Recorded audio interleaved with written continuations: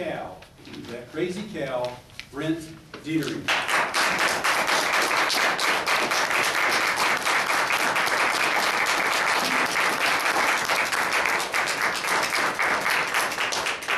The difference between a crick and a creek? Well, it's pretty simple. A crick is a pristine creek after it goes through a cow pasture. I was raised on a dairy farm, learned a lot about cricks and creeks and rivers. Thank you, Postmaster. Just the fun part of it was we're a pretty remote farm, so I had plenty of time to explore all my surroundings, all of about 3 to 4 hours a day when I wasn't doing chores or in school. Plenty of things to look at, hiking, hunting, fishing. Well, how long can you do those? You're in the middle of game all over the place.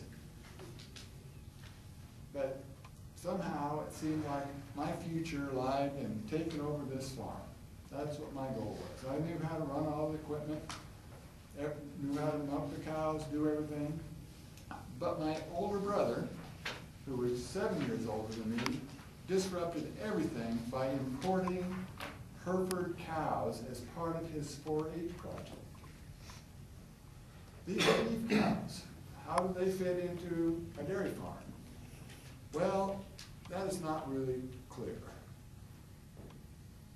Dairy cows are very calm, very collected. People are just kind of staff that provide services for them. Food, water, daycare is all takes care of as long as feeding time and milking time is correct. You're late with food, late with milking, there's a lot of trouble. The thing about this was that the way my brother got started is that we bought this really registered Hereford heifer for him to show at the fair. He showed, won prizes all over the state. Well, that heifer grew up to a cow, and she turned into one of the craziest, meanest cows on our whole farm. Dairy cows are calm and nice, but this beef cow hated people, hated the dog, and it was a rodeo every time she had a calf. Because her udder would swell up so much, it was really tender, and the calf couldn't suck on it or get nourishment because she wouldn't let him. So the rodeo was, two of us took two to go out to the pasture and collect the cow and her calf. Two, one to carry the calf, the other one to defend that person from the mad cow. Get her into the barn was necessary to restrain her severely, and then begins the real rodeo of hand milking her. You know, we're milking, I'm watching, her dad's watching, she's kicking us and whacking us with her tail. You don't think of tail as being that hard. My grandfather got mad at his milk cow for whacking him in the head, so he tied a brick onto it to prevent it. The cow whacked him, put out his eye. Those things have a lot of power in that tail.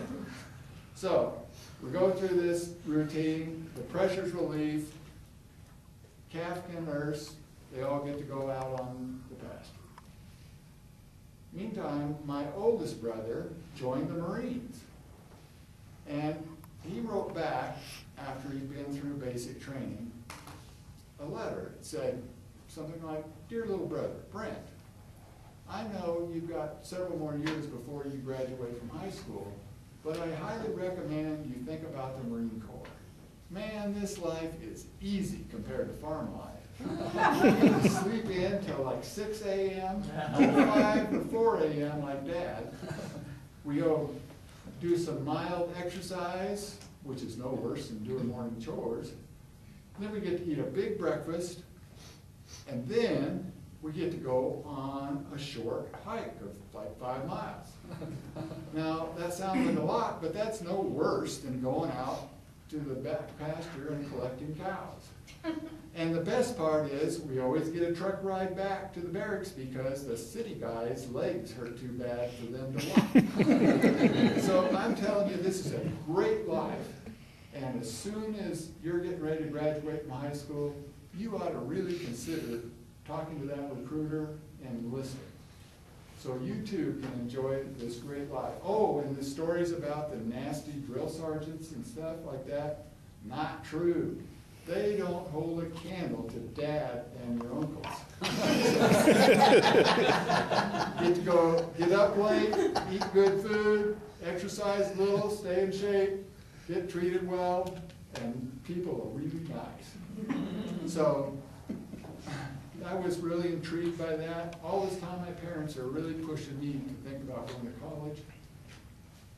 I was kind of ambivalent about that. Till one day, the crazy cow decides to have a calf in the fall when it's rainy and cold. So my dad grabs me and we go down to the field to collect this cow. There she is across the creek, standing by her calf. We go down, wade across the creek. Dad says, well, I'll pick up the calf. You get that stick and keep the cow away. Okay. You really think that stick's going to work? Yeah, well, you've got no choice. The only other choice is to go to college where you can figure out something better. So we go across the creek, start across the creek, we hear this big ruckus in the field. We look up, here comes the cow. Now, cows really tell you their emotional state by their tail. And this cow's tail was rotating like a helicopter. And there's this object in front of her. It's the dog. How the heck she get here? Well, we didn't have time to discuss that because here she comes through the creek, runs over us, knocks my dad down, calf down. We finally pick up everything, get to the bank, empty out our boots, and head up to the barn. We get in the barn, it's dark now, turn on the light, and I just bust out laughing. My dad is standing there, he puts the cap down, he goes, what the heck are you laughing about? And I said, you're muddy, you're wet, and where's your pipe? He grabs a broken stem out of his mouth and says, wow, I guess that's it for that device. He looks at me and he says, well, Brent, what do you think about farm life now? Do you really want to run this farm? I said, I've decided today I'm going to college.